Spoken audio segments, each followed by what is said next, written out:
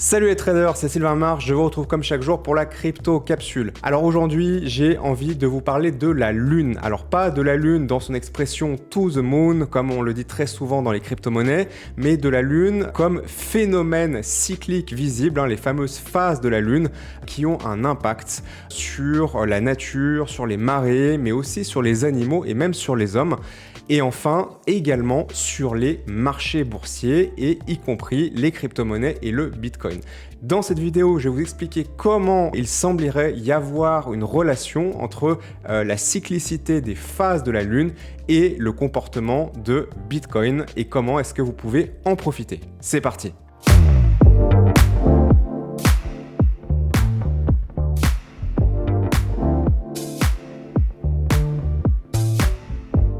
Allez, bienvenue à tous.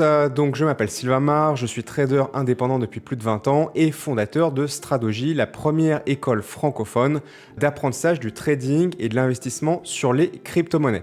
Si vous souhaitez nous rejoindre, les liens sont en description. Pensez bien avant de commencer à mettre un pouce en l'air si vous appréciez ce type de contenu. J'en propose chaque semaine du lundi au jeudi, donc sous un format de tuto, d'opportunités, d'analyse.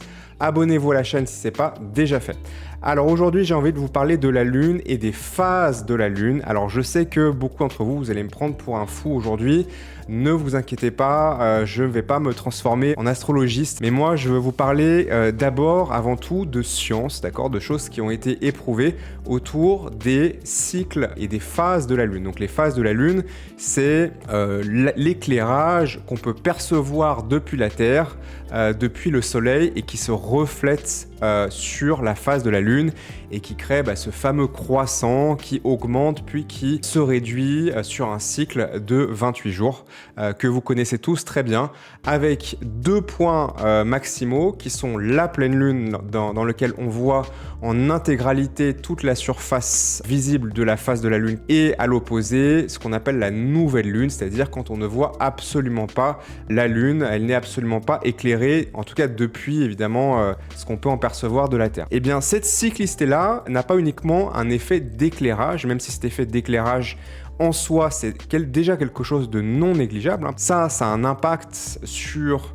la terre, sur les plantes, sur les animaux. Ça a également un impact sur les marées. Alors, c'est pas forcément cet éclairage qui a un impact sur les marées, mais il y a des effets de position de la Lune par rapport à la Terre qui vont aussi générer les marées. Donc, il y a tout un tas de choses qui sont connues et qui sont prouvées, démontrées de l'impact de la Lune de diverses manières sur la Terre.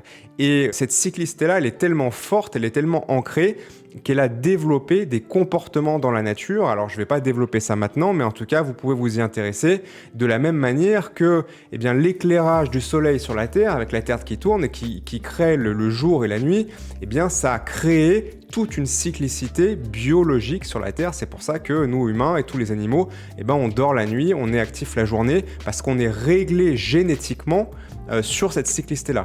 Donc si on est réglé génétiquement sur cette cyclicité par rapport à la lumière du soleil qui arrive jusque sur la Terre, il n'y a pas de raison qu'on n'ait pas des effets aussi d'impact par cette même lumière du soleil qui se reflète d'abord sur la Lune pour revenir de nouveau sur la Terre. Ce serait idiot de penser que dans un cas ça a un impact alors que dans l'autre ça ne peut pas en avoir.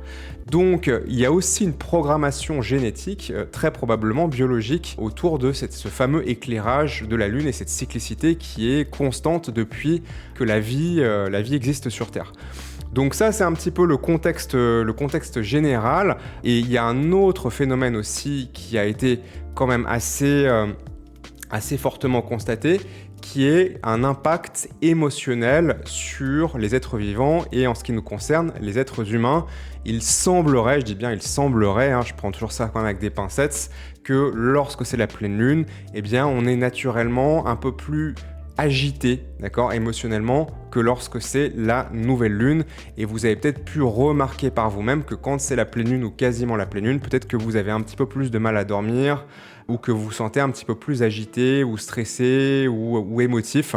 Et si on part du principe que cet effet-là est un effet global et massif finalement sur l'humanité, au même moment pour tout le monde, eh bien, on peut imaginer que ça va avoir un impact sur la vie sociale et pourquoi pas aussi eh bien, sur la vie des marchés, puisque les marchés, c'est collectivement tous les investisseurs de la planète qui prennent des décisions d'achat et de vente sur des actifs, et en particulier pour ce qui nous concerne, les crypto-monnaies. Donc, ça peut paraître complètement tiré par les cheveux au début de dire la Lune, les cycles de la Lune, ça influence le prix de Bitcoin, mais vous voyez qu'en fait, quand on met toutes les étapes intermédiaire pour aller du point de départ au point final, et bien finalement ça paraît déjà beaucoup moins bizarre.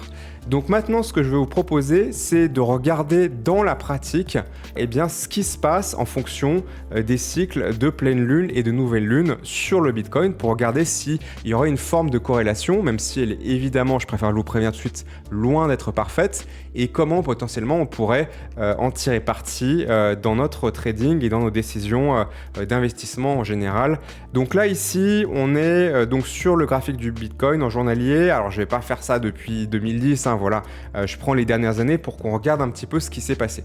J'ai installé sur TradingView un indicateur qui s'appelle phase de la lune, voilà, qui est un indicateur natif de TradingView, Moon Phase en anglais, et qui va afficher au-dessus en bleu foncé eh bien, les nouvelles lunes, donc quand on ne voit pas du tout la lune, et en dessous en blanc, eh bien, quand c'est la pleine lune. Et on voit que ici, il y a quand même des choses assez intéressantes, assez souvent. Alors c'est jamais forcément exactement au jour près, c'est pas toujours le cas, mais assez souvent, eh bien, on va avoir des poussées suite à une nouvelle lune et au contraire des corrections suite à une nouvelle lune, et c'est un phénomène qui se reproduit avec le temps. Donc on peut regarder un petit peu rapidement là les dernières années. Là on démarre en 2020, donc ici une nouvelle lune, on a une poussée, ensuite ici pleine lune, poussée, nouvelle lune, stabilisation, correction, nouvelle lune, on repousse. Ici, une nouvelle lune, stabilisation. Ici, pleine lune, poussée extrêmement impulsive. Ici, nouvelle lune, correction. Ici, c'est très très joli. Dans cette période-là, c'est très très joli. Pleine lune, nouvelle lune, pleine lune, nouvelle lune, pleine lune, vous voyez avec ça. Et vous voyez que à quelques jours près, on a ici une très très belle zone où on a un très très bon ping-pong.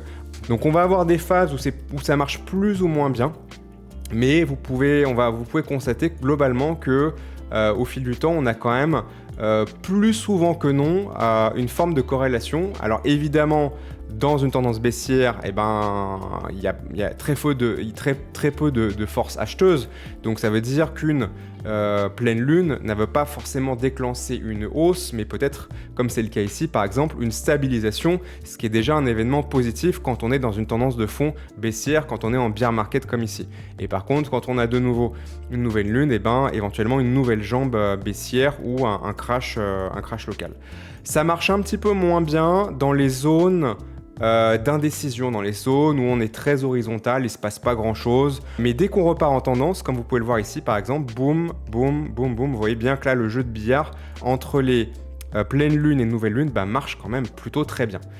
Donc moi j'ai fait quelques études statistiques à ce sujet pour m'amuser, pour le plaisir, et je m'étais amusé à coder un indicateur qui achetait simplement du Bitcoin au moment de la pleine lune et le revendait au moment de la nouvelle lune. Je vais vous décevoir immédiatement, ça serait évidemment trop facile, ça ne marche pas. Enfin je veux dire, ça permet pas de juste, cet élément-là ne permet pas de gagner de l'argent, de trader avec succès sur le Bitcoin. En revanche, le fait de mettre ça sur mes graphiques long terme, pour l'avoir simplement dans un petit coin de ma tête et me dire tiens, est-ce qu'on est plutôt dans une zone potentiellement de danger avec une nouvelle lune ou dans une zone potentiellement d'opportunité avec une pleine lune, surtout dans les phases de tendance de marché, eh bien, je dois bien avouer que ça m'est quand même utile. Ça m'est quand même utile pour deux raisons. La première, c'est qu'effectivement, dans les phases de tendance, la corrélation est quand même plutôt bonne.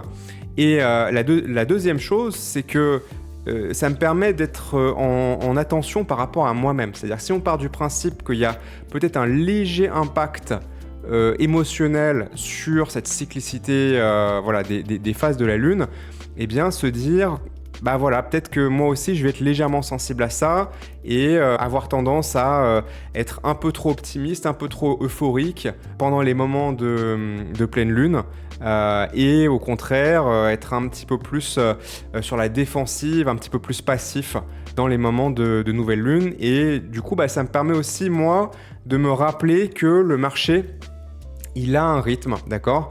Et que moi-même, j'ai un rythme au sein de ce marché et que je fais partie d'un tout. Voilà, ça me permet de me rappeler que je fais partie d'un tout, que je ne suis pas spécial, que moi aussi, je peux avoir un comportement relativement moutonnier, que peut-être d'une manière ou d'une autre, ça peut aussi avoir un impact sur moi. Et globalement, bah, ça me permet de prendre du recul et si ça n'a aucun autre effet positif que celui-là, eh bien, tous les 28 jours, hein, à peu près, eh bien, ça me permet de me redire aussi, bah attention, là, si t'es en profit, tiens, et si tu réfléchissais à te mettre un peu en sécurité ou à vendre pour attendre de voir ce qui se passe. Et même si la corrélation ne marche pas toujours, eh bien, ça me permet de me rappeler ça en fait. Ça me permet de me rappeler ça que bah, de temps en temps, il est bien de prendre du recul sur la situation, sur la cyclicité des choses et de voir si je ne suis pas en excès de prudence ou au contraire en excès d'euphorie.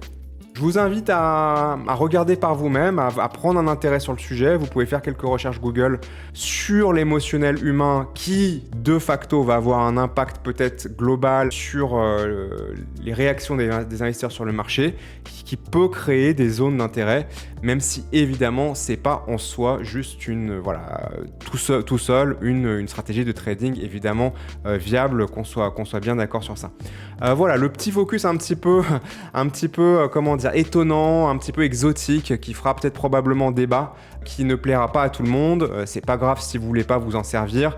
Moi, j'avais envie de vous en parler parce que effectivement, je m'en sers, ne serait-ce que simplement pour marquer un tempo en fait, voilà. Ça me met une sorte de métronome qui me permet pendant quelques instants de me dire tiens, on est qu'un jour, voilà. Ça me marque 2 semaines par 2 semaines pour me permettre de prendre un petit peu de recul et m'observer moi-même. M'observer, est-ce que moi-même je me sens dans un état d'euphorie, un état de panique? Est-ce que c'est rationnel? Est-ce que ça correspond à une réalité de marché? Le simple fait de m'interroger sur ça, je trouve ça intéressant, voilà. Après, si vous voulez pas vous en servir, il n'y a pas de souci, mais j'avais envie de vous ouvrir à d'autres opportunités, voilà, comme je le fais régulièrement au sein de ces crypto-capsules.